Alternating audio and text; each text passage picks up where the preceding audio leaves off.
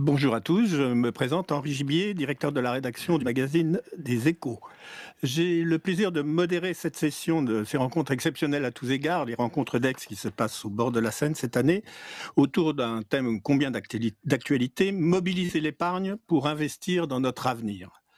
On pourrait dire qu'en France, c'est un thème qui est toujours d'actualité, tant nous sommes réputés de gros épargnants, mais des épargnants frileux qui n'investissent pas assez dans le développement de l'économie, c'est ce qu'on dit toujours. La situation s'est encore aggravée avec la crise sanitaire puisqu'on estime que 55 milliards d'épargne supplémentaires ont été mis de côté par les Français par précaution pendant le confinement. Permettez-moi d'abord de vous présenter celui qui va introduire cette table ronde et ensuite je vous présenterai au fur et à mesure de leur intervention les autres intervenants. Donc Michel Didier, qui est à ma droite. Michel Didier dirige l'Institut économique Rexecode. Je pense qu'on peut dire qu'il est un de nos meilleurs conjoncturistes français, sinon le meilleur.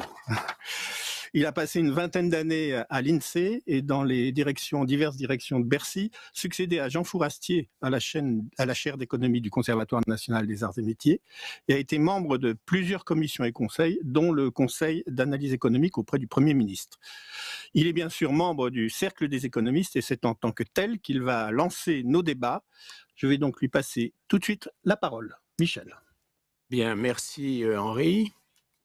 Je vais juste introduire donc ce débat en cadrant un peu notre situation macroéconomique et notamment la question des équilibres financiers. Alors nous sortons lentement actuellement et un peu péniblement d'une économie qui a été sous contrainte sanitaire, mais c'est une contrainte qui a aussi réduit la production et qui a bouleversé les équilibres financiers dans la plupart des pays.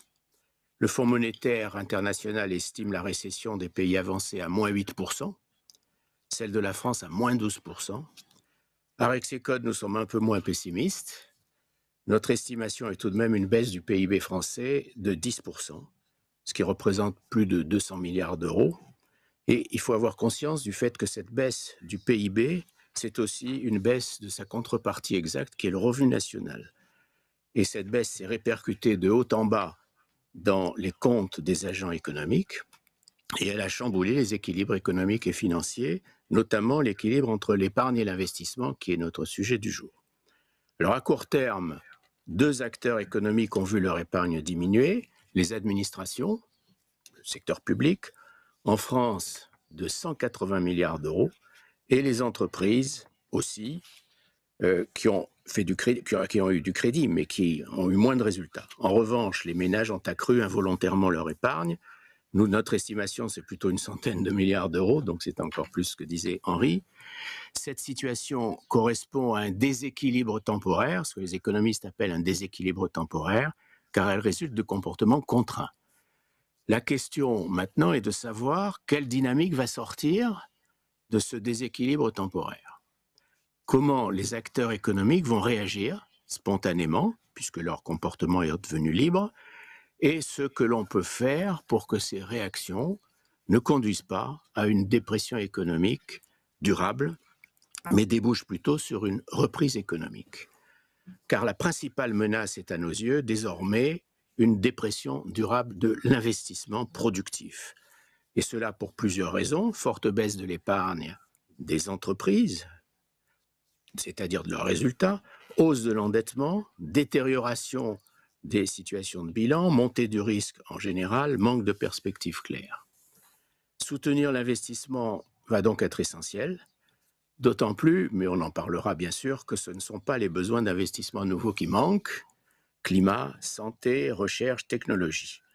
Mais ces investissements nécessitent souvent des coûts d'adaptation élevés, leur rentabilité est quelquefois lointaine et incertaine, et ils impliquent aussi que du capital installé soit réformé ou abandonné, ce qui est une perte économique immédiate et certaine. Du côté des ménages, à court terme, l'épargne involontaire va revenir, à mon sens, rapidement vers la consommation, mais l'idée aujourd'hui est que le taux d'épargne restera au-dessus, durablement, de son niveau intérieur à la crise. Là aussi, il y a plusieurs raisons: contexte sanitaire incertain, crainte de nouvelles vagues de Covid, aversion plus forte pour le risque financier. Je ne développe pas. L'équation à résoudre est donc de connecter au mieux une épargne en quête de sécurité et des besoins d'investissement par nature risqués. Il n'est pas assuré que les canaux classiques de financement soient adaptés pour y répondre. Je vais donc, en guise d'introduction, proposer une dizaine de pistes, rapidement, pour lancer le débat, autant de questions d'ailleurs derrière ces pistes. D'abord, du côté de l'investissement. Tout n'est pas du côté de l'épargne. Du côté de l'investissement, la première idée qui vient à l'esprit, c'est d'augmenter directement l'investissement public. Là, les projets ne manquent pas, réseau d'infrastructures, 5G, etc. En l'occurrence, la connexion épargne-investissement se fait directement, puisqu'il s'agit de capter d'emblée le revenu des gens pour l'affecter à l'investissement, sauf si on est tenté, et je pense que la tentation est forte, de laisser à nos enfants la facture. Ma première question est donc, jusqu'où faut-il aller dans ce sens? Ne risque-t-on pas de créer un effet d'éviction en siphonnant l'épargne qui serait allée spontanément vers l'investissement productif privé et l'orienter vers ce type d'investissement? Mais au total, ça ne changerait rien. Deuxième piste, que pour ma part je soutiendrai volontiers, c'est de concilier l'initiative privée, qui reste gouvernée par le critère de rentabilité, et la nécessité de prendre en compte l'avantage social collectif d'investissement long, comme c'est le cas dans le climat. L'État, et ma question 2 est donc la suivante, l'État ne devrait-il pas prendre en charge collectivement les coûts échoués, ce qu'on appelle les coûts échoués, c'est-à-dire les pertes induites par les changements de technologie vers des technologies plus favorables à la transition climatique au prix d'un abandon des technologies anciennes. Autre piste encore, celle du rôle de l'État comme réducteur d'incertitude. Réduire l'incertitude stimule l'épargne et facilite son orientation vers l'investissement productif. Et là, je donne deux exemples qui débouchent sur des questions. La première, c'est l'avenir des prêts garantis par l'État, les fameux PGE, qui ont été une bonne mesure de sauvegarde dans le cadre du plan d'urgence, mais il s'agit de prêts. Les entreprises restent donc soumises au couperet de l'échéance fixe qui les contraint, dans la période à venir, à une grande prudence. C'est pourquoi j'ai suggéré, et je suggère, pour diminuer le risque, de développer des prêts participatifs sans échéance prédéterminée, les remboursements s'imputant ultérieurement sur les bénéfices futurs. Question 3. Est-ce que ceci vous paraît souhaitable? Est-ce envisageable? Dans un autre ordre d'idées, les industriels affirment volontiers qu'ils sont prêts à engager l'effort d'investissement pour la transition climatique, mais à condition qu'il y ait de la visibilité. Ils insistent beaucoup là-dessus. D'où ma question 4. Ne faut-il pas reposer la question d'une trajectoire de moyen terme claire et garantie du prix du carbone? Si on se tourne maintenant du côté de l'épargne, la connexion nécessitera sans doute une intermédiation croissante de l'épargne et une capacité croissante des investisseurs institutionnels à détenir des actifs risqués. D'où deux questions. La question 5, c'est est-ce que ce n'est pas le moment d'assouplir Solvabilité 2 et de favoriser un peu plus le ratio action qui est aujourd'hui très bas? Et une question 6, de l'autre côté, si vous voulez, ne faut-il pas aussi encourager la création d'acteurs régionaux, de sortes de fonds régionaux proches de l'écosystème local, pour drainer l'épargne des particuliers vers les entreprises locales et gérer ce qui va être quand même un vrai sujet, c'est-à-dire l'évolution et peut-être le rapprochement de certaines entreprises qui, isolées, risqueraient d'être en faillite. À l'autre bout, à l'autre extrême, certains vont jusqu'à soutenir que la Banque centrale européenne devrait ajouter à l'épargne naturelle une épargne en quelque sorte artificielle, générée par de la création monétaire, qui serait investie directement dans des projets, par exemple, naturellement, climatiques. D'où ma question 7. Est-ce que l'investissement par création monétaire directe vous paraît réaliste? Fiscalité maintenant. Avec la réforme de 2018, les modalités de la fiscalité française de l'épargne ont été à peu près alignées en termes de modalités sur la moyenne européenne, avec la flat tax et la semi-suppression de l'imposition directe du capital. Le poids restant d'ailleurs au total plus élevé, il faut le rappeler. D'où ma question 8. Faut-il imaginer de nouveaux dispositifs fiscaux en faveur de l'épargne investie, au risque de créer de nouvelles niches fiscales et de rouvrir le dossier très conflictuel de la fiscalité du capital? Neuvième point, investissement stratégique, une idée qui est souvent avancée depuis le Covid est la nécessité de définir un noyau d'investissement stratégique dans notre pays, santé, sécurité, etc. D'où ma question 9. Faut-il un programme explicite d'investissement stratégique en France et des dispositifs particuliers pour encourager l'épargne privée à financer ce programme? Enfin, on peut penser à encourager l'épargne éthique et solidaire, non seulement pour des raisons morales qui sont évidentes, mais aussi pour des raisons économiques de stimulation du volume de l'épargne.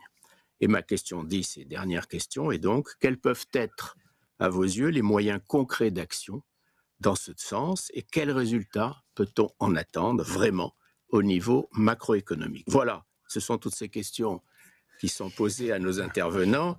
Et leur laisse donc la parole. Bien, merci Michel. Tu ne me facilites pas la tâche parce que je crois que si on demandait à chacun de nos intervenants de répondre à ces 10 questions, il nous faudrait la journée, je crois à peu près. Donc on va essayer si on essaye de résumer un peu de façon caricaturale cet exposé très riche, c'est quand même que la question de fond, c'est celle du fléchage de l'épargne vers des investissements qu'on juge aujourd'hui nécessaires. Donc il y a un aspect investissement, comme tu l'as dit, donc comment rendre ces investissements-là séduisants pour l'épargnant. Et par ailleurs, il y a un aspect d'épargne, comment essayer de rassurer, inciter l'épargnant à aller vers ce type d'investissement et plus globalement à utiliser son épargne vers autre chose que des produits passifs ou qui bénéficient moins à l'économie. Alors, je vais me tourner pour commencer vers Mirella Agage-Durand. Madame Agage-Durand, vous êtes directrice générale du groupe Groupama Asset Management. Vous avez plus de 100 milliards d'encours sous gestion. Je crois qu'à l'origine, vous étiez titulaire d'un doctorat de physique des plasmas, je ne me trompe pas. Vous avez été auparavant directrice adjointe de la gestion de la Banque Postale et directrice générale de Tocqueville Finance. Donc ce problème de fléchage, vous y avez réfléchi notamment avec d'autres spécialistes et vous avez quelques réponses à y apporter. Oui, merci beaucoup. Je suis très contente de pouvoir me faire la voix de beaucoup d'acteurs de notre industrie parce que je vais plutôt prendre la casquette de membre du comité stratégique de l'AFG pour faire ces réponses. Nous avons réfléchi avec les adhérents à l'AFG autour de ces thèmes et nous allons livrer un travail de synthèse de toutes ces propositions très concrètes sur tous les axes que vous avez mentionnés. C'est vrai qu'aujourd'hui, je ne pourrais pas en parler. L'Association française de gestion. Voilà, de gestion financière. Oui. Merci. Il y a à peu près 675 sociétés de gestion financière en France. Donc, beaucoup sont autour de la table ou dans cette réunion. Et je vais peut-être dire les 3 axes dans lesquels on a mené nos réflexions. Il y a déjà des produits. On doit se mettre d'accord. Aujourd'hui, l'épargne doit aller vers une épargne on appelle ça de haut bilan, parce qu'on veut passer de cette épargne orientée vers la dette, vers une épargne qui investit dans le haut bilan des entreprises. Et donc, associé à l'investissement dans l'entreprise de haut bilan, il y a également une notion de plus de risque. Donc, qu'est-ce qu'on peut faire à la fois pour inciter l'épargnant à venir sur ce segment-là et est-ce qu'on a les bons véhicules? Qu'est-ce qu'on peut faire pour les évoluer? Est-ce qu'il faut en créer d'autres? Et c'est autour de ces questions-là que nous avons travaillé. On a trouvé des directions relativement compréhensibles. D'abord, il y en a quand même beaucoup de véhicules. Je vais laisser beaucoup de mes collègues s'exprimer autour de ça, comme le plan d'épargne d'entreprise, plan d'épargne action, le PEA ou le PEA-PME qui dirige ces investissements vers des petites entreprises. Est-ce qu'il y a des choses à faire pour les rendre plus attractives? Elles ne sont pas très plébiscitées aujourd'hui par les Français. Le PERIN, donc le plan d'épargne retraite individuel ou collectif, là aussi, il y a des choses à faire.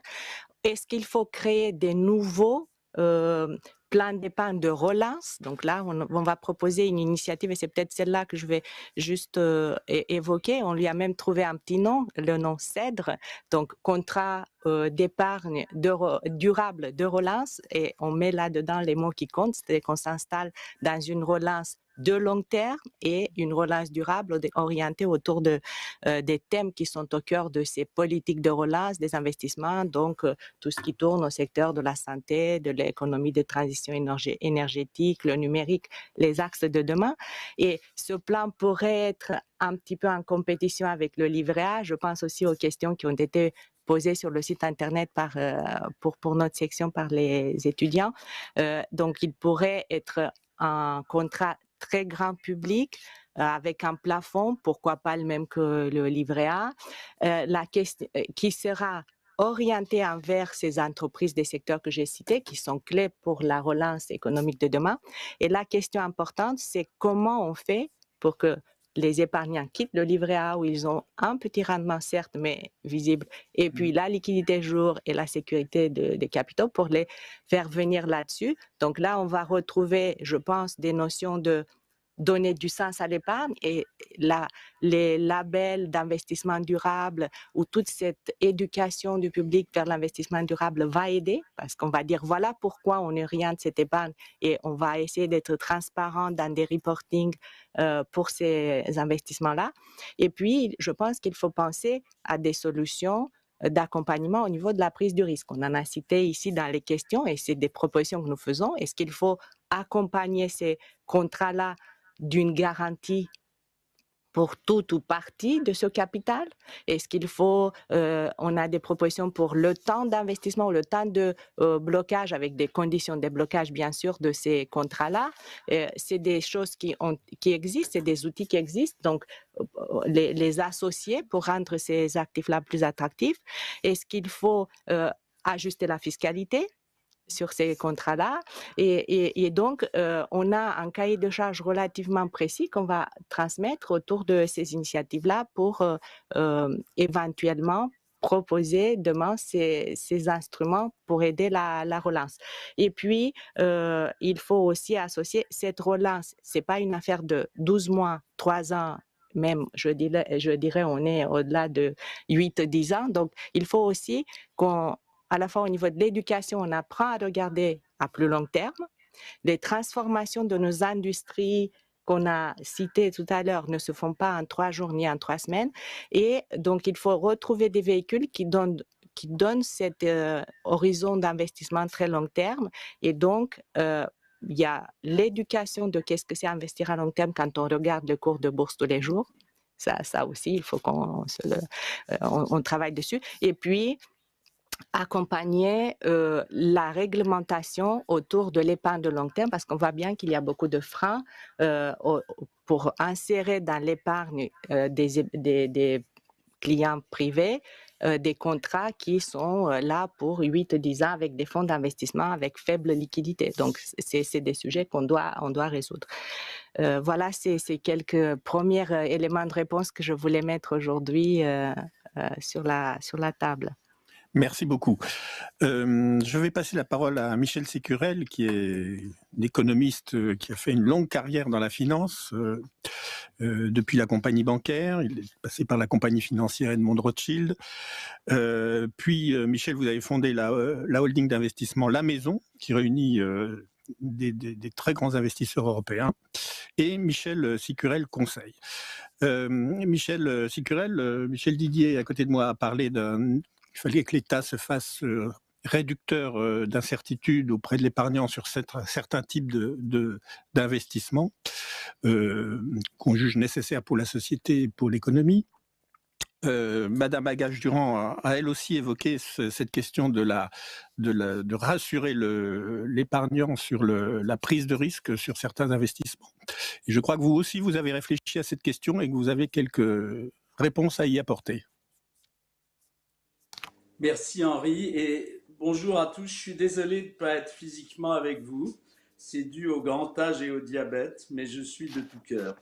Je vais donc parler de fléchage, de l'épargne. J'ai appelé ça l'épargne de la peur, de la part des ménages, de l'épargne de la peur à l'investissement de la reconquête.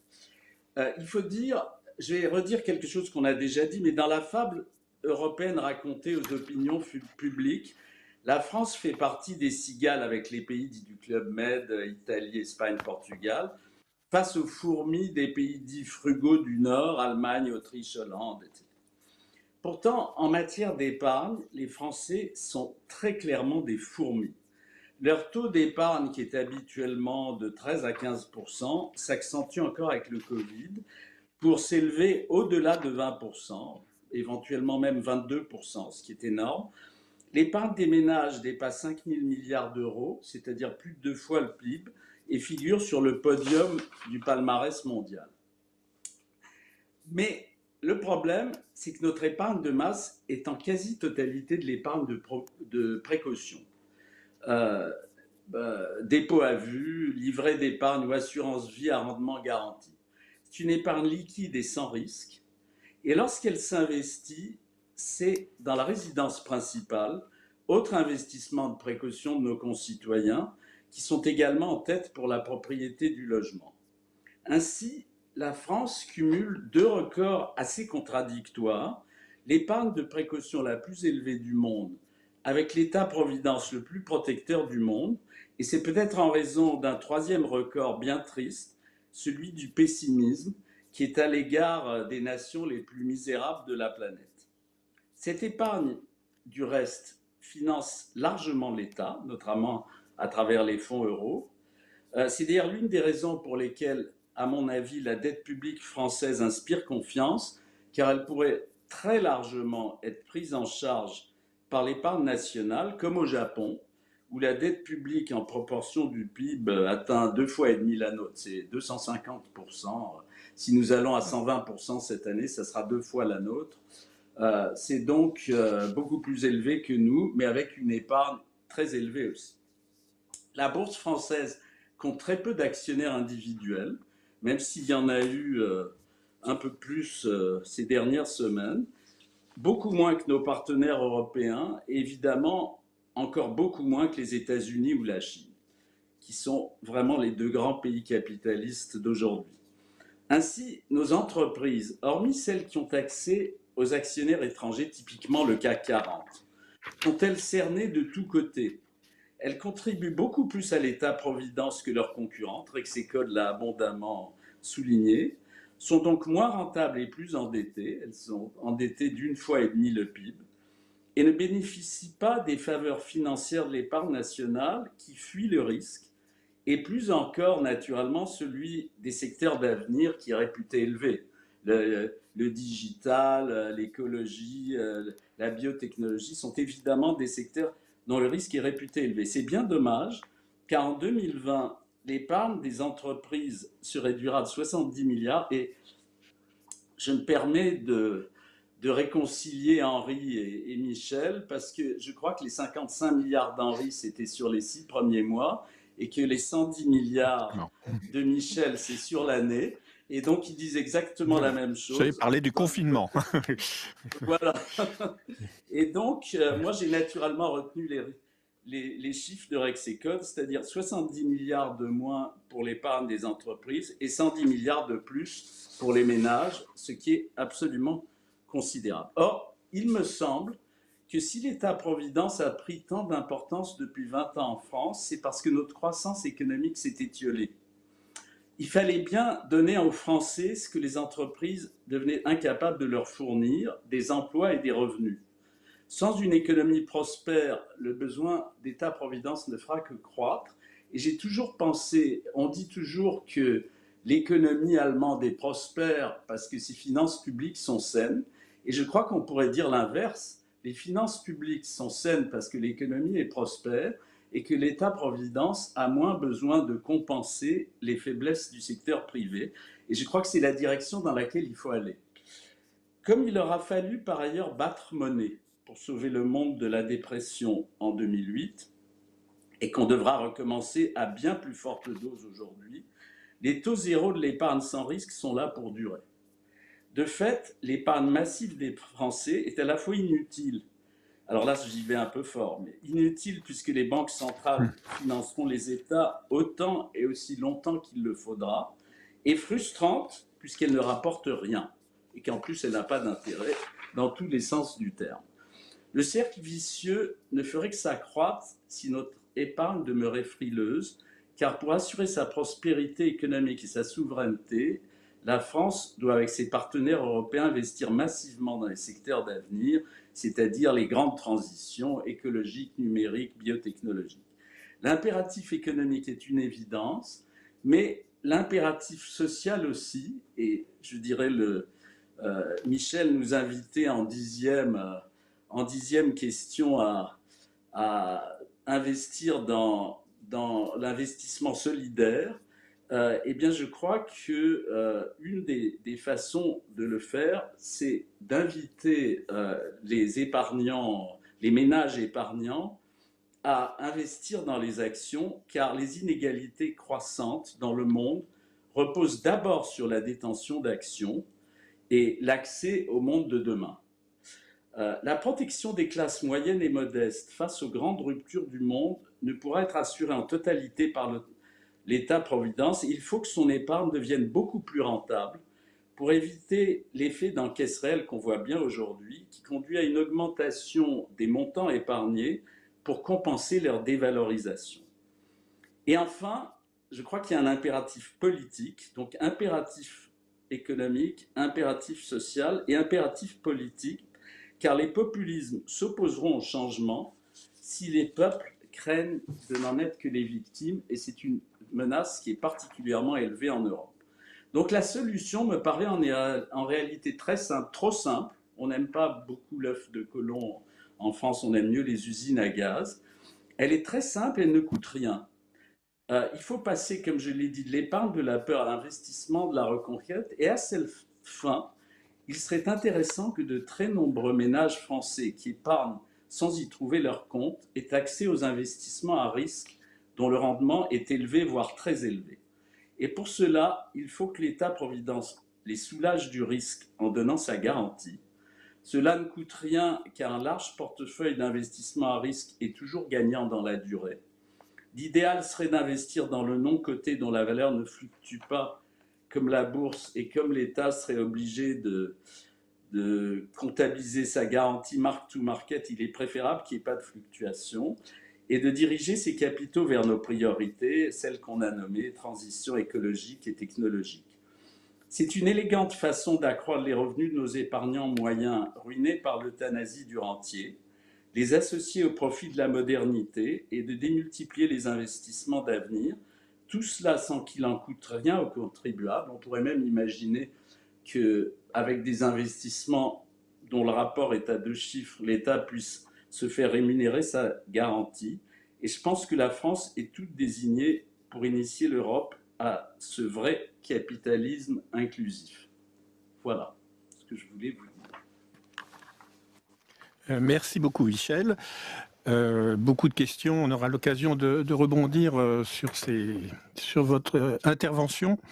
Mais là, je vais me tourner vers Laurence Cialom. Laurence Cialom, vous êtes professeure à l'Université Paris-Nanterre.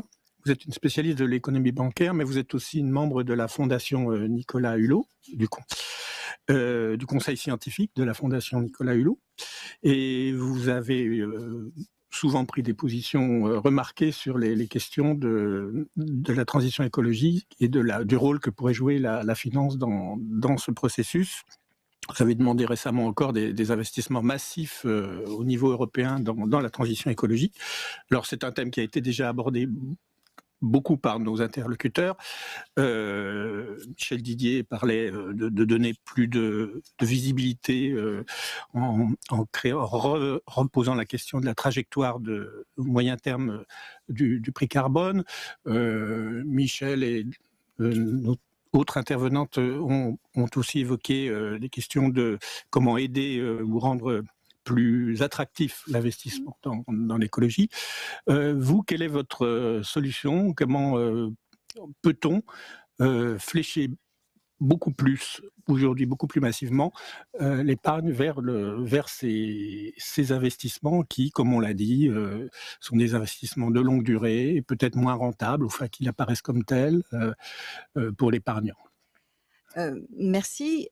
Écoutez, je voudrais, avant de répondre à votre question précisément, je voudrais juste prendre 1 ou 2 minutes pour expliquer pourquoi la finance telle qu'elle fonctionne aujourd'hui ne permet pas une réallocation massive des financements et donc en réalité de l'épargne des secteurs bruns, c'est-à-dire très carbonés, vers les secteurs de la transition écologique. En fait, le fonctionnement de la finance se repose sur un principe relativement basique. À niveau de risque donné, eh bien, l'investisseur choisit la rentabilité maximale, et à niveau de rentabilité donnée, le risque minimal. Et simplement, le problème, c'est que ce principe de fonctionnement relativement basique conduit à un sous-financement structurel dans le vert et un surfinancement structurel également dans le brun, c'est-à-dire dans le carboné. Pourquoi ? Eh bien parce que les risques qui ont été un petit peu évoqués d'échouage, c'est-à-dire de réduction, de contraction massive du prix des actifs carbonés, est très très sous-évalué dans tous les modèles de gestion des risques. Pour une raison très simple, c'est que ce sont des modèles qui sont basés sur des données du passé. Et comme, évidemment, ça c'est un problème à venir, eh bien, il est sous-estimé. Donc, dans le couple rendement-risque, si vous voulez, le risque d'un investissement dans le marron, dans le brun, est très sous-estimé. En termes de rendement, le rendement global de l'investissement vert est également très sous-estimé pour une raison très simple, c'est que la finance telle qu'elle fonctionne aujourd'hui, eh bien, on appréhende, enfin, celui qui investit, il ne calcule le rendement que sur ce qu'il peut s'approprier monétairement, ce qui est logique. Il prend un certain niveau de risque et il calcule en fonction de ce qu'il peut s'approprier monétairement. Or, là, on est sur le financement de biens publics mondiaux et donc il y a une grande partie de la rentabilité qui est une rentabilité sociale. Quand vous faites baisser les émissions de gaz à effet de serre, eh bien, c'est une externalité positive. Enfin, c'est comme ça que disent les économistes. De la même manière, la rentabilité du brun est très surestimée, puisqu'en réalité, celui qui investit ne tient compte que de la rentabilité monétaire qu'il peut s'approprier, mais mésestime totalement les effets nuisibles sur la collectivité, et notamment des effets nuisibles à long terme sur son propre investissement. Le fonctionnement intrinsèque de la finance est comme ça. Donc, qu'est-ce que ça veut dire ? Ça veut dire que il faut, que l'État, les banques centrales interviennent massivement pour modifier ce couple rendement-risque. Comment ça se fait ? Eh bien, ça peut se faire par des solutions qui ont été évoquées par Michel Didier. Donc, ça peut se faire par des fiscalités différenciées, ça peut se faire par des réglementations prudentielles. Par exemple, une réglementation macro-prudentielle verte, ce qui serait tout à fait, légitime, puisque les risques financiers climatiques sont systémiques. On le sait depuis le discours du gouverneur McCartney de 2015. Donc le risque de transition, et en plus de ça, il y a des effets de rétroaction entre risque de transition, c'est-à-dire le risque d'échouage des actifs, et le risque physique, de destruction physique d'actifs, qui sont hautement corrélés. Et donc c'est systémique. Donc une politique macro-prudentielle verte serait légitime. Et donc ça veut dire quoi ? Ça veut dire par exemple pénaliser les financements bruns dans le ratio de capital, par exemple. On peut imaginer également des solutions sur les ratios de liquidité. On pourrait avoir, par exemple, des ratios d'endettement maximal des intermédiaires d'exposition maximale, des intermédiaires financiers sur des secteurs carbonés. Donc le risque de contrepartie, en réalité, c'est une manière d'appréhender le risque de contrepartie. Donc vous voyez, il y a tout un tas de solutions possibles. Il faut évidemment revenir sur tout ce qui ce qui crée l'hyper-court-termisme de la finance. Donc remettre du sable dans les rouages, interdire le trading à haute fréquence, la gestion passive. Aujourd'hui, l'essentiel de la gestion d'actifs, c'est de la gestion passive. C'est-à-dire que on reproduit les indices, mais reproduire les indices, c'est reproduire tous les biais carbonés de nos économies. C'est pas aller vers une économie verte, celle vers laquelle on doit aller. Et puis je terminerai juste parce qu'une perche m'a été tendue et ça je ne peux pas ne pas la saisir. La question 7 qui a été soulignée, les banques centrales, que peuvent-elles faire, etc. Or je fais partie des quelques économistes, de la poignée d'économistes qui ont énormément animé le débat ces derniers temps sur la possibilité pour la BCE d'annuler de la dette publique qu'elle détiendrait, mais uniquement, conditionnellement, à un financement massif dans la transition écologique. Pourquoi? Eh bien parce que, vous voyez, ça ne veut pas dire on fait baisser le ratio dette sur PIB. Simplement, là, on crée un mécanisme incitateur massif pour l'État d'orienter le plan de relance vers la transition écologique. Et en plus, on évite tous les effets ricardiens dont on est... Enfin, excusez-moi. Les effets ricardiens, c'est le fait que quand on voit dévier la dette, eh bien, l'épargnant que l'on est se dit « Oh là là, je vais payer plus d'impôts dans le futur, donc je vais épargner pour compenser ça. » Donc, si vous voulez, si on annulait une partie des dettes publiques détenues par la BCE conditionnellement au financement de la transition écologique, de manière à laisser simplement le ratio dette sur PIB équivalent, eh bien, on aurait un mécanisme incitatif très fort. Alors, certains nous disent, mais attention, vous allez faire repartir l'inflation. Eh ben, à la limite, c'est ce qu'on cherche. La BCE ne parvient pas à atteindre sa cible depuis 2013. Donc, on aide la BCE à le faire. Et elle sait très bien s'arrêter à partir du moment où on aurait simplement rattrapé, par exemple, le déficit d'inflation qu'on a depuis 2013. Et rien que ça aurait amorcé très fortement, aurait reflaté l'économie et peut-être aurait évité le scénario à la japonaise qui nous pend au nez dans la zone euro et en plus aurait éloigné le risque d'éclatement de la zone euro vers laquelle on est. Et ça ne léserait personne parce que toutes les banques centrales ont ce pouvoir magique, diraient certains, mais ce n'est pas pour autant de l'économie vaudou, ce pouvoir magique est bien de pouvoir fonctionner à capital négatif parce que le passif de la banque centrale, ce n'est pas de la dette au sens usuel, c'est-à-dire que les contreparties font pas un arbitrage entre des contrats de dette. La confiance dans une monnaie fiduciaire, c'est simplement la confiance que tout à chacun a dans la pérennité de la communauté de paiement et des interrelations sociales. Donc, je pense que ça serait plutôt de nature à renforcer la crédibilité de la BCE. Et le whatever it takes de Draghi, c'était à destination des marchés. Maintenant, il en faut un à destination des citoyens européens. Et ça serait une solution. Merci beaucoup. Bien, on aura sans doute l'occasion d'en reparler, j'espère. Il nous reste une demi-heure. Mais auparavant, je me tourne vers François Manet, qui est donc directeur général de Clépierre-Chevreux et responsable des marchés actions. Donc on a déjà pas mal évoqué ce divorce bien connu des Français avec les actions, le marché actions. Michel Didier a aussi parlé d'un aspect plus technique sur la question des ratios actions dans Solvabilité 2 et une manière de les assouplir pour rendre cet investissement plus attractif. Donc Laurence Sialom nous a fait esquisser une critique radicale de la gestion passive. Donc je pense que vous êtes bien indiqué pour donner votre avis sur quelle façon on peut réanimer un peu l'investissement en actions en France. Oui, alors d'abord, je remercie effectivement ce qui a été dit précédemment. Merci beaucoup pour le point 5, parce que j'allais le relever effectivement. Si on pouvait assouplir Solvency 2 et inciter les assureurs à être un peu plus présents sur le marché actions, je suis pour. La gestion passive, effectivement, ça n'est pas le type d'investissement dont je vais parler ici, parce que évidemment, ma partie est plutôt sur l'investissement action, et c'est ce que l'on favorise, et c'est ce que l'on favorise sur le long terme. Alors, beaucoup a été dit avant moi, donc ça va être un peu difficile de ne pas répéter ce qui a été dit. Juste une petite chose peut-être sur les flux d'épargne. On l'a dit, on a parlé de flux exceptionnels au niveau de l'épargne dans cette période de confinement. Alors on a parlé de 100 milliards ou plus cette année au niveau de la France. Au niveau européen, le chiffre que j'ai vu, c'est 1300 milliards. Ce sont des montants astronomiques. D'ailleurs, c'est difficile de savoir exactement ce que ça représente. Mais en tout état de cause, on sait que ces montants sont très importants. On se doute bien qu'une partie va aller vers la consommation. Enfin, je l'espère, parce que c'est aussi un élément important, même si aujourd'hui on parle plus de l'épargne.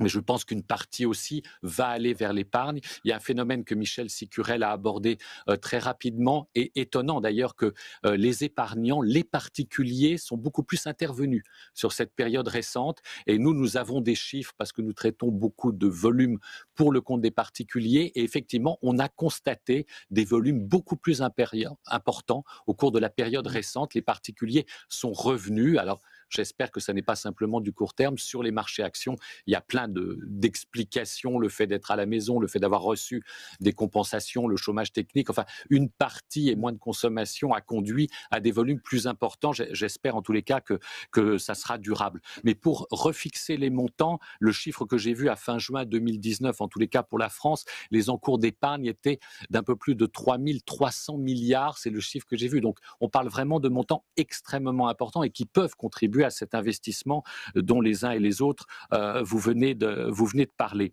Si on regarde un petit peu la répartition de l'épargne et les derniers chiffres que j'ai vus, on a quand même 24% en compte courant, 32% en Europe. Si ça, c'est pas de l'épargne de précaution, quand on sait que les rendements sont zéro, voire pour certaines banques à partir de certains montants négatifs, et dans certains pays européens. Dans les produits d'épargne retraite et les produits d'assurance vie, on a à peu près 37% en France, 33% en Europe. Alors c'est un sujet qui n'a pas du tout été abordé par les uns et les autres. Alors peut-être on y reviendra. Les fonds de pension à la française qui n'existe pas aujourd'hui. Est-ce que ce n'est pas un moyen de favoriser l'épargne à long terme? On n'en a pas parlé ici, peut-être que l'on reviendra.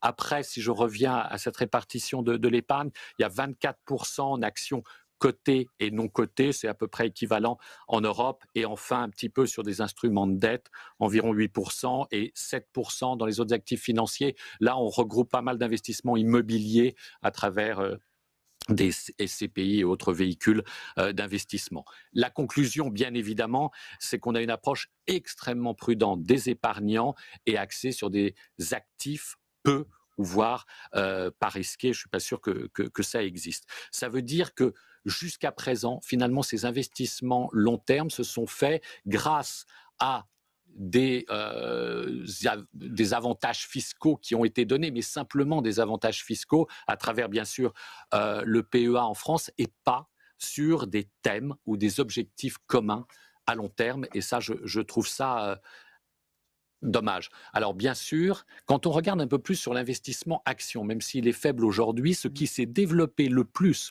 au cours des dernières années, ce sont ce que l'on appelle des fonds avec des thématiques ESG, qu'on a appelé ISR en France. Alors c'est un focus, bien sûr, sur l'environnement, mais aussi sur tout ce qui est sociétal, et c'est important, et enfin le G pour la gouvernance des entreprises. Ce sont ces fonds qui ont le plus collecté jusqu'à présent. Au 30 juin 2019, les chiffres que j'ai eus à ma disposition donnent à peu près 595 milliards d'euros. C'est pas énorme, c'est au niveau européen, et c'est seulement 2,5% des actifs sous gestion en Europe. Donc c'est un pourcentage extrêmement faible. Alors pour la petite histoire, avant de venir ici, j'ai regardé un peu l'historique et j'ai trouvé des choses assez amusantes. C'est en fait en 1928 que le premier fonds à connotation ESG a été lancé par l'Église évangélique américaine avec des valeurs qui, je cite, éliminaient les actions du péché. Alors, je n'ai pas regardé toute la définition et vous m'excuserez, mais ça veut dire, j'imagine, tabac, alcool, armement et autres thèmes. Après, en 1960, des thèmes liés aux droits de l'homme ont été repris, des thématiques de certains fonds. Et puis, ça n'est qu'en 1990, finalement, qu'on a eu un essor des fonds ISR, essor qui ne se dément pas aujourd'hui. Alors, les 2,5% que j'ai cités pour l'Europe, apparemment, on est plutôt sur 5% en France. Donc, on fait mieux que les autres, mais il reste beaucoup à faire. Alors, comment on détermine ces valeurs qui peuvent être sélectionnées dans les fonds ESG? Alors, on a cette catégorie qu'on appelle Best in Class. En fait, nous avons des agences de notation indépendantes qui sont rémunérées par les sociétés de gestion, pas par les sociétés qu'elles notent aujourd'hui, et c'est important, parce qu'on a vu les dégâts qui ont pu être faits par ces agences de notation crédit, cette fois-ci, finalement rémunérées par les sociétés qu'elles notent. Donc il y avait quand même un petit problème au niveau des notations. On l'a moins au niveau de ces agences de notation, et finalement on aboutit à des listes de valeurs qui vont correspondre à des fonds, soit qui sont plus généralistes sur l'ESG, soit qui peuvent être spécialisés sur le thème de l'emploi, qui peuvent être spécialisés sur les thèmes de l'environnement, on les a abordés, ou sur les thèmes de la gouvernance. C'est un phénomène important parce que si on regarde dans ma profession au niveau des analystes européens, des analystes financiers. Il y a des études qui ont été faites et aujourd'hui, 100% des analystes considèrent que l'élément ESG est indispensable et qu'aujourd'hui, en regardant les entreprises, ils doivent tenir compte de cet élément. Même en Chine, ce qui est très surprenant, ce pourcentage est à 80%, alors qu'il n'était que de 33% en 2018. Aux États-Unis, 91%, et il n'y a plus que 7% des analystes qui pensent que les priorités des entreprises ne sont pas au niveau de l'ESG. Donc, on peut dire qu'on est pratiquement ou qu'on va arriver à 100%. Donc, je pense que c'est un thème important qui existe et qu'il faut exploiter et qu'il faut sans doute mieux marketer. Ça, c'est au niveau des sociétés de gestion, et je me tourne évidemment vers ma voisine, mais qui est déjà très sensible à ce thème d'investissement, mais aussi au gouvernement. Il appartient au gouvernement de sensibiliser l'épargne, les épargnants sur ce type d'investissement, qu'il soit contraignant ou non. Alors je n'aime pas, je suis désolé, peut-être un peu trop libéral, le terme contraignant, mais il est évident qu'il faut sensibiliser d'une façon ou d'une autre l'épargnant vers ce type d'investissement. Alors j'ai repris pour conclure mon intervention 3 idées qui n'ont rien de très original et je suis désolé, et oui, elles ont été abordées un peu plus tôt. Il y a tout d'abord le lancement de grands programmes d'infrastructures qui seraient garantis par l'État ou la communauté européenne. On peut imaginer un fonds souverain, pas simplement au niveau de l'État, pourquoi pas au niveau européen, et surtout qui assurerait un rendement minimum aux souscripteurs sur une certaine durée pour les rassurer. Et ça, c'est très important. Aujourd'hui, les épargnants ont besoin d'être rassurés sur le long terme. Et oui, on doit leur assurer un minimum de rendement garanti. Alors, vous allez me dire, quand les taux sont à 0%, c'est pas difficile, mais aux États, voire à la Banque centrale européenne d'une façon ou d'une autre, de garantir ce différentiel pour donner de la visibilité aux épargnants. La deuxième chose, c'est bien sûr la création d'un fonds technologique européen, mais au sens large. Chaque pays aujourd'hui a pris des initiatives, que ce soit en matière de prêts ou en matière d'equity d'ailleurs, de fonds propres. On l'a vu récemment, la commission TIBI est là pour sélectionner des fonds dans le non coté, des fonds qui vont être abondés par la BPI, entre autres, mais aussi par les acteurs de l'assurance, les sociétés de gestion, qui doivent contribuer à ces fonds pour aider au financement de nouvelles entreprises technologiques. Il faut savoir, et beaucoup l'ignorent, que dans la commission TIBI, il y a un aspect non coté, mais il y a aussi un aspect coté. Donc ça, on l'ignore parce que personne n'en a fait la publicité, mais c'est important. Oui, il y a un moyen d'investir et d'être abondé par les différents institutionnels dans la technologie. Par ailleurs, il ne faut pas sous-estimer le rôle de l'État. On l'a peut-être oublié, et en faisant mes recherches avant de venir ici, je l'ai redécouvert. Aux États-Unis, ce sont des agents d'État qui ont aidé au développement technologique, et notamment une division du département de l'armée américaine qui est à l'origine du développement d'Internet. On l'a oublié, ça. Donc, pourquoi pas essayer de créer ce type de financement, bien sûr, au niveau européen. Et puis enfin, compte tenu de ce que nous venons de vivre, j'avais développé une 3e idée sur la création d'un fonds, évidemment, dans le domaine de la santé. On a beaucoup parlé du livret A, du financement finalement du logement. Est-ce que demain, on ne doit pas avoir un livret, alors je ne sais pas s'il doit s'appeler Covid ou livret S, là aussi avec un minimum de rendement garanti. Alors c'est peut-être ma formation de financier qui insiste sur cet aspect-là, mais je pense que les épargnants y sont particulièrement sensibles. Voilà un peu les points que je voulais aborder, et après je pense que oui, on a beaucoup de points et puis il faudra un moment qu'on réponde aux questions qui commencent à dérouler sur ma tablette. Merci beaucoup. Mirella Agache-Durand, je voulais juste que peut-être vous faire rebondir sur ces fonds ESG dont on a évoqué, qui sont encore qu'à 5% en France. Est-ce que d'abord en termes de performance, ils ont fait leurs preuves? Vous estimez qu'ils ont désormais fait leurs preuves? Et comment essayer de les rendre, ou peut-être de les faire mieux connaître ou de les populariser plus auprès des épargnants?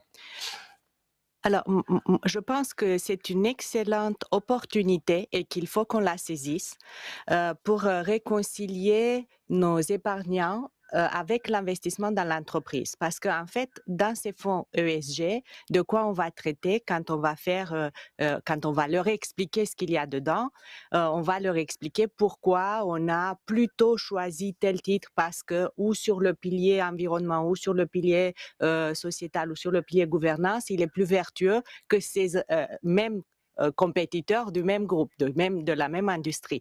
Et donc, ça, c'est déjà une chose qui va convaincre l'épargnant que au-delà du rendement financier qu'il attend, et je suis tout à fait d'accord qu'il faut qu'il y ait un rendement financier à l'arrivée, il y a ce rendement collectif qu'on a du mal à toucher du doigt, qui est donc ou des émissions carbone à moins, ou une répartition des richesses par une bonne gouvernance meilleure, et ainsi de suite. Donc ça, du point de vue de la performance, aujourd'hui, l'histoire ne nous permet pas d'affirmer que tout est identique entre un investissement ESG ou un investissement financier sans critères ESG. Mais il n'y a rien qui nous infirme cela. Donc, nous pouvons trouver autant de raisons pour dire c'est plus performant ou c'est moins performant. Je pense que nos investisseurs ne vont pas être focus uniquement là-dessus. Ils vont intégrer aux côtés du rendement financier qu'il faut qu'il soit là. Aussi, ce rendement, eux, ils sont capables de le comprendre parce qu'ils le vivent dans leur vie de tous les jours. Aussi, ce rendement, quelque part collectif, qui est l'évolution globale de notre monde. Nous, dans notre société de gestion, nous sommes depuis un long moment présents sur ce segment, et même, je dirais, à travers une autre chose que le label, ISR en France, ou il a d'autres noms, c'est l'intégration ESG. C'est-à-dire que dans beaucoup de sociétés de gestion, dont celle dans laquelle nous sommes aujourd'hui, les analystes financiers, ils ont toutes leurs métriques d'analyse des rendements, et aux côtés de ça, tout un tas de critères extra-financiers qu'il intègre dans la décision de gestion. Et aujourd'hui, surtout quand vous allez dans le monde des plus petites entreprises, des PME, vous allez voir que peut-être même sans le savoir, même ceux qui disent qu'ils ne font pas de l'ESG, ils font surtout le G, parce que la gouvernance d'une petite entreprise est extrêmement importante dans la détermination du futur de cette entreprise. Donc, des fois, on le fait sans forcément le savoir. Donc, il faut être beaucoup plus pédagogue. Je pense que c'est hyper important dans notre dialogue. Il faut être beaucoup plus pédagogue, et les enjeux sont considérables parce que on a parlé des données. Nous sommes très engagés au niveau de la France, au niveau de l'Europe, pour avoir une maîtrise des données extra-financières, à la fois de comment les entreprises sont notées pour être les plus honnêtement notées possible, mais également, sachez qu'il y a un gros problème de coût. Toutes ces sociétés de notation extra-financière commencent à être achetées par des acteurs anglo-saxons, et donc on va retomber dans cette dépendance énorme des prix de données. Et quand ils ont le monopole, en fait, voilà, hein, vous devez payer le prix. Et donc là, il y a une grande initiative à laquelle nous participons activement avec les équipes de Groupama Asset Management, même au niveau de l'Europe, pour plaider pour une base de données extra-financière qui sera accessible à des coûts beaucoup plus... Il ne faut pas dire que ça ne coûte rien, parce qu'il y a des analystes qui vont chercher tous ces éléments-là dans les bilans des sociétés, dans les plans de développement des sociétés, et il faut qu'on soit actif là-dessus. Je finirai juste par dire une autre chose, et quand on a parlé tout à l'heure, vous avez parlé de la finance passage des capitaux de la finance plus polluante vers la finance plus vertueuse de demain. Et je pense qu'il y a cet aspect punitif qu'on plébiscite aujourd'hui en disant on va priver de capital ces sociétés-là. Évidemment, il faut être exigeant en tant qu'investisseur, mais je pense qu'il faut aussi s'orienter vers un accompagnement, vers une transition, parce que lorsqu'une entreprise est sur une technologie vieillissante, mais qui a été là pour assurer tout un pan de développement de notre économie, cette technologie doit évoluer, mais si vous la privez de capital, vous avez également un dérèglement en place, parce que vous privez les employés de cette entreprise d'emploi, et vous privez toute une richesse créée dans cette entreprise d'avenir. Donc moi, je pense qu'il faut également introduire cette notion d'accompagnement. Quand on a une entreprise très polluante, mais qui s'engage, qui veut changer, qui prouve qu'elle veut changer ses processus industriels pour faire quelque chose demain de plus vertueux au niveau de la pollution ou de la gouvernance ou du sociétal, il faut savoir les récompenser aussi. Je retourne un peu sur mon passé de physicienne. Rien ne se perd, rien ne se gagne, tout se transforme. Et il faut qu'on soit vertueux là-dedans, à aider beaucoup plus dans la transformation que dans la privation et l'échec. Même si on est d'accord, si les gens n'évoluent pas, ils sont face à un grand échec de cette... Vous n'êtes pas spécialement punitive. Non, j'assume parfaitement le fait d'être punitif pour une simple raison, c'est que j'écoute ce que disent les scientifiques. J'écoute les rapports du GIEC et on a très peu de temps. C'est-à-dire que les dégâts, si vous voulez, ne sont pas du tout linéaires. Vous êtes physicienne, donc vous savez ce qu'il en est. Un monde entre 2 et 4 degrés, c'est pas juste 2 fois plus. On a un moment où on a des effets de rétroaction positifs, où on a des effets de bifurcation, des amendements non linéaires, non stationnaires. Et donc, bien sûr, c'est un vrai problème. Il faut aider à l'échouage, mais moi, je pense qu'il faut vraiment une réallocation massive. Il y aura des perdants. C'est au rôle de l'État, c'est au rôle de la collectivité, notamment de mener un très grand plan de reconversion au métier de la transition écologique. Les gens qui vont être licenciés d'Air France, eh bien, il faut qu'ils soient reconvertis et l'annulation des dettes pourrait servir à l'accompagnement de l'échouage également. Moi, je pense pas. On n'est plus dans un monde. On le sait depuis des dizaines d'années. On commence à écouter les scientifiques depuis, disons, en finance, depuis 5 ans à peu près. On a perdu des dizaines d'années. Maintenant, on a très peu de temps pour agir. Sinon, on va vers un monde qui sera plus assurable. Et c'est les assureurs qui le disent. Donc, ça veut dire que, bien sûr, je sais bien que ça serait beaucoup plus confortable de se dire il faut de la progressivité, Mais non, à un moment, là, on a tellement peu de temps pour agir qu'il faut accepter qu'on aura de la casse sociale, mais qu'on va l'accompagner, qu'on va aider, voilà. Et donc, je comprends parfaitement la logique de ce que vous dites, mais je pense qu'on n'a plus de temps.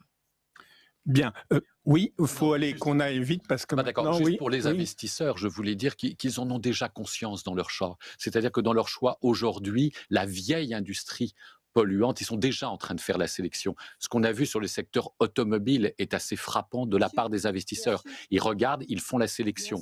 Alors bien sûr, ils vont donner peut-être un peu plus de temps en disant que certains groupes automobiles, la conversion vers l'électrique, entre autres, ils vont continuer à investir. Mais ils font extrêmement attention déjà par rapport aux investissements. Et je voulais rajouter que nos analystes financiers, nous en avons 120 aujourd'hui, intègrent évidemment la part ESG. La vraie question que nous n'avons pas résolue, c'est quelle est la part financière. Aujourd'hui, quand on valorise une entreprise, est-ce que finalement la note ESG doit représenter 20%? C'est ce qu'on a retenu aujourd'hui. Est-ce que ça doit être 50%? Ça, c'est punitif aussi au niveau de la recommandation des analystes financiers. Ça, c'est encore une grande question et c'est pas facile d'intégrer ce facteur financier. Bien, j'aimerais bien qu'on dise un mot des fonds de pension, mais auparavant, je vais quand même. Je vois qu'il y a beaucoup de questions, mais il y en a beaucoup que nous avons déjà un petit peu traitées. Donc, je vais essayer de sélectionner celles qui n'ont pas été vraiment abordées. La première, donc je m'excuse, souvent c'est des questions soit sous pseudonyme, soit anonyme, donc je ne peux pas dire qui pose la question. La politique des taux bas qui perdure et risque de se poursuivre longtemps pénalise durement l'épargne. Et bien sûr les petits épargnants, et notamment les retraités. Que préconisez-vous pour remédier à cet état de fait? Alors, qui veut répondre à cette question? On en a parlé. Oui. On l'a un petit peu abordé déjà.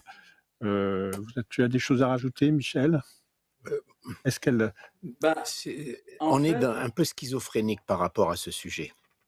Parce que l'idée générale, c'est que quand on a des taux bas, on emprunte, ça permet aux gens d'emprunter, aux États, etc., et donc de dépenser, donc de relancer l'économie. Mais en même temps, moi je suis assez convaincu que les taux bas encouragent l'épargne, bizarrement. On est dans un mécanisme inverse. Pourquoi ? Parce qu'aujourd'hui, on en a à peine évoqué, c'est un peu la question des fonds de pension d'ailleurs, les gens, on est dans une société vieillissante, et ça, c'est comme ça. Hein, bon. Donc les gens se disent, moi, il faut que j'arrive quand même à l'âge de la retraite avec un certain capital, parce que je ne sais même pas si d'ailleurs le système des retraites va me payer la retraite. Bon.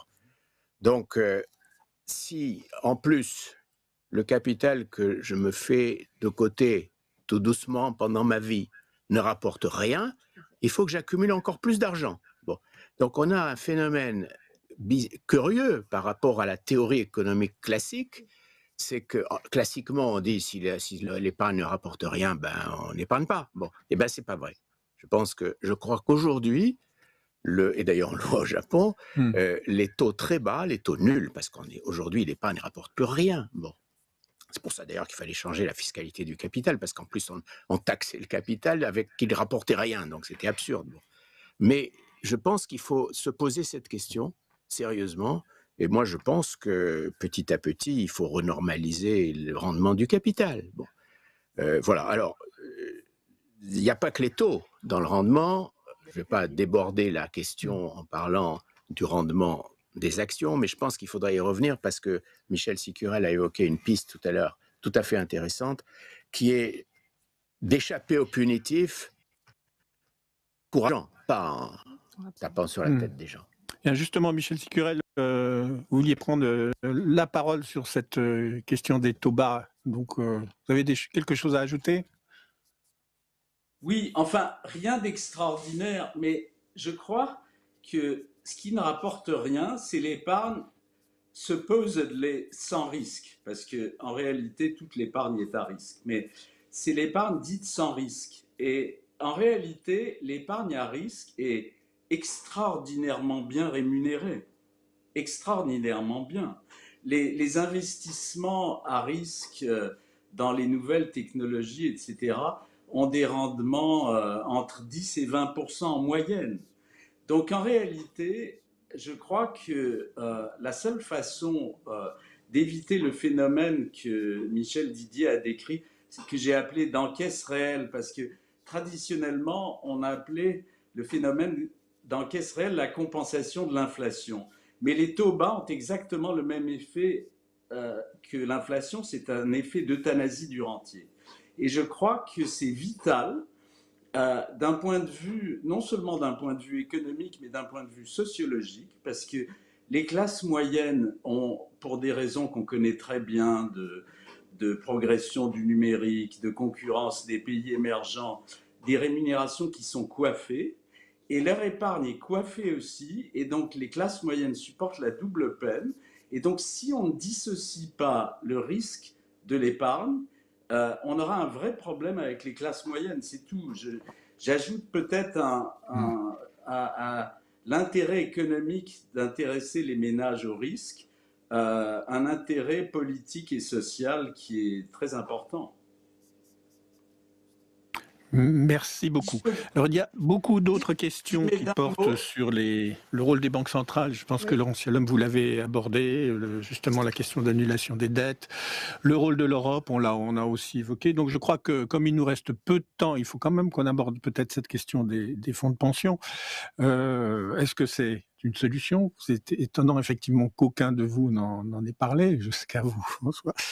Est-ce que effectivement ça pose aussi peut-être derrière ça un problème de je me mets à la place de l'épargnant particulier qui a envie de participer à des projets bons pour la planète ou bons. Et aujourd'hui, il y a quand même un manque d'intermédiation globale ou même d'identification des projets dans lesquels mettre son argent. Est-ce que tout ça, c'est pas un rôle que les fonds de pension ou des fonds de pension pourraient remplir? Je ne sais pas. Qui veut prendre la parole sur cette question des fonds de pension? Myrla, oui. Oui, je peux dire un mot. Justement, le problème des fonds de pension a été récemment remis sur la table avec les PERIN. Donc le plan d'épargne retraite individuel, bon, PERCO aussi, le plan d'épargne retraite collectif, parce qu'aujourd'hui, on veut accompagner l'épargnant aux côtés de son épargne en fonds de pension collectif ou fonds de pension d'entreprise qui sont très, très peu présents en France. Il faut le dire, nous avons un système d'épargne et d'épargne retraite très différent, avec une volonté de créer des véhicules qui épargnent pour chacun pour sa retraite. Et je trouve que c'est une excellente initiative pour justement loger dedans des véhicules qui investissent sur le long terme, et c'est bien de ça que nous avons besoin, du temps, pour pouvoir donc inclure dedans des investissements perçus comme plus risqués, mais je pense qu'il faut qu'on redéfinisse qu'est-ce que ça veut dire le risque, mais plus risqués en termes de volatilité, de fluctuation instantanée, parce que là, on parlait du fait que les grandes masses d'épargnants ont des revenus moyens, et c'est eux qui vont être le plus exposés à la fin d'un manque de rendement. Si vous restez sur une épargne qui fluctue pas beaucoup, donc perçue comme pas risquée du point de vue de la fluctuation instantanée, mais qu'à l'arrivée, vous n'avez pas le rendement nécessaire pour compléter votre retraite qui sera pas forcément importante à l'horizon de votre vie professionnelle, on ne leur parle pas aussi souvent de ce risque-là. Donc, on a le temps de supporter cette fluctuation. Quand vous épargnez à 30 ans pour dans 30 ans, vous pouvez supporter cette fluctuation intermédiaire puisque ces plans sont fermés jusqu'à votre retraite. Et du coup, dedans, on peut loger ce type de véhicules qui investissent dans le haut bilan des entreprises et même dedans, trouver des véhicules qui ont cet objectif, comme par exemple la sortie de cette récession actuelle ou donner du sens à cette épargne à travers des investissements avec des critères ESG. Donc, je pense qu'on a déjà des véhicules qui sont en place et surtout qui marchent bien. Je parle d'expérience concrète que nous avons eue. Les fonds ont été lancés au mois d'octobre de l'année dernière. Je crois que les premiers paiements ont été lancés sur le marché au mois d'octobre de l'année dernière. Et dans notre société, on a eu une part de marché surdimensionnée par rapport à notre taille. On a fait plus ou moins 10% de paiements par rapport à tous les acteurs qui distribuaient ça, qui sont beaucoup plus puissants que Groupama. Pourquoi? Parce qu'il y a eu un très bon accompagnement en conseil, dans l'explication à quoi ça vous sert et dans la capacité de comprendre comment vous constituez ce plan pour votre à terme. Donc, je pense que beaucoup de solutions viennent aussi par notre capacité d'accompagnement pédagogique autour de ces solutions qui peuvent paraître très complexes. 2 minutes, Laurence, oui, vous vouliez... Je comprends parfaitement. Je pense effectivement qu'il faut qu'on trouve le moyen de faire émerger des acteurs de long terme. Et ça passe par la réforme de Solvency 2, etc. Il n'empêche quand même qu'on est dans un monde avec des cycles financiers qui sont considérables. Et le problème ceux qui ont parté à la retraite en 2008 et qui ont dû...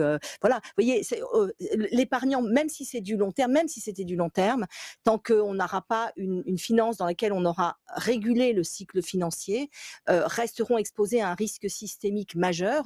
Et donc, selon le moment où vous prenez votre retraite, vous voyez, et ça, tant que collectivement, on ne protège pas d'une certaine manière le futur retraité contre ça, regardez son expérience, en 12 ans, son expérience. Donc, je pense que ça peut s'inscrire dans une réforme beaucoup plus globale qui agit sur le cycle financier, qui est très lié aux dérives du crédit. Ce qu'on a vu récemment quand même, excusez-moi, l'intervention de la BCE, l'intervention des gouvernements, soyons clairs, est amenée quand même à perdurer. Oui, mais un certain nombre pas d'années. nécessairement ad vitam aeternam. Je veux dire, on a bien vu la Cour constitutionnelle allemande a pointé quand même les failles du dispositif et de l'euro et créé même si l'Allemagne semble avoir donné quitus, il n'empêche que tous les pays de la zone euro, toutes les cours constitutionnelles peuvent faire ce type de recours. Et si on ne révise pas l'article 123 du traité de fonctionnement de l'Union européenne, on reste avec une épée de Damoclès quant à la possibilité de la BCE de perpétuer ces achats. Donc, une banque centrale qui vous dit je vais faire du QI perpétuel, quelle est la crédibilité de l'engagement, quoi? Je veux dire, c'est pas un contrat qu'on signe. Enfin, vous voyez, c'est. Bien, on arrive quasiment à la fin de notre table ronde. Deux mots, non. Il y avait je trouve qu'il y avait un autre absent en général quand on fait des tables rondes sur l'épargne et la retraite.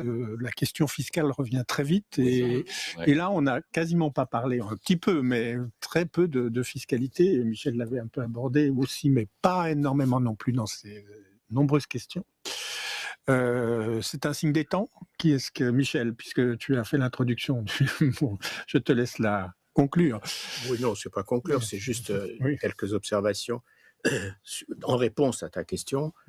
Mais c'est un peu des observations personnelles. Je pense qu'aujourd'hui, nous sommes dans une situation de traumatisme très important de la population, bon, qui avait d'ailleurs un peu commencé avant le Covid. On a quand même eu plusieurs conflits à l'intérieur de notre pays, et je pense fondamentalement que c'est pas le moment, je dirais, de reposer des questions qui sont par nature conflictuelles. Or, on en a deux majeures. Un, c'est les retraites. Bon. Je pense qu'il faut faire des choses, mais qu'il ne faut pas rouvrir ce dossier. Bon, donc, les fonds de pension derrière. Et deux, pas rouvrir maintenant la fiscalité qui est par nature un sujet conflictuel. Alors que nous avons des propositions, et je reviens, puisqu'on n'a plus qu'une minute, je reviens sur notre sujet central, qui est quand même l'épargne vers l'investissement. Si on refait la BCE, le monde entier, on ne s'en sort pas. Épargne, investissement. Il y a des propositions. J'aime bien la proposition de Mirella sur, au fond, un livret de caisse d'épargne plus ouvert à d'autres investissements que simplement logement social ou d'autres. Bon. Ça, c'est un sujet, d'ailleurs, nous l'avions proposé, qu'on crée un livret de caisse d'épargne ouvert à tout type d'investissement, avec les avantages qui ne sont pas considérables du livret de caisse d'épargne. Aujourd'hui, l'avantage fiscal du livret de caisse d'épargne, il est quasi nul, puisque le taux est nul. Bon. Et ça, ce serait une bonne idée.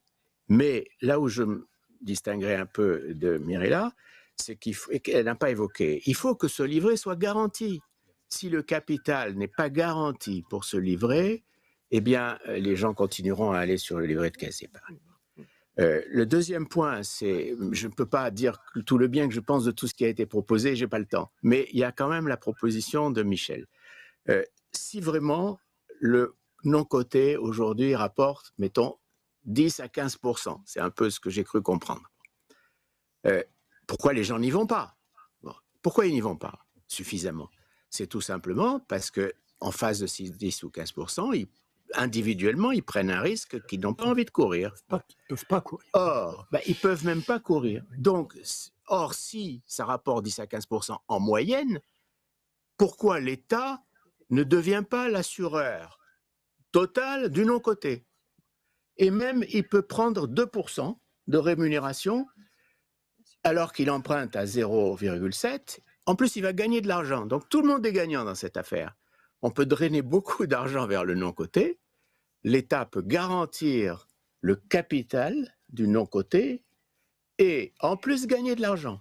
Donc, c'est gagnant-gagnant. Voilà. Merci Michel pour cette proposition gagnante-gagnante. Eh bien, nous avons fait beaucoup progresser le fléchage de l'épargne ce matin. Merci à tous et merci à tous ceux qui nous ont écoutés ou qui nous écouteront au fil du temps, puisque j'imagine que tous ces débats sont enregistrés et diffusés sur le site des rencontres. Merci à tous. Voilà.